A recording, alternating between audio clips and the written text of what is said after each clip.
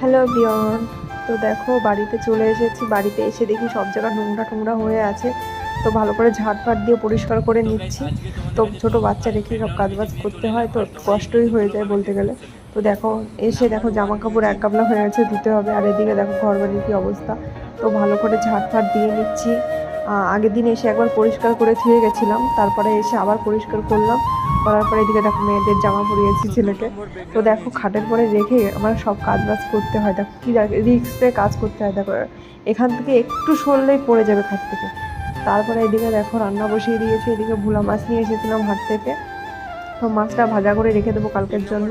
আর ছেলে মাছের ডিম ভালো খায়, মাছের ডিম ভাজা করছি ছেলের জন্য। আর এদিকে দেখো চিকেন নিয়ে এসেছিলাম, চিকেনটা রান্না করছি।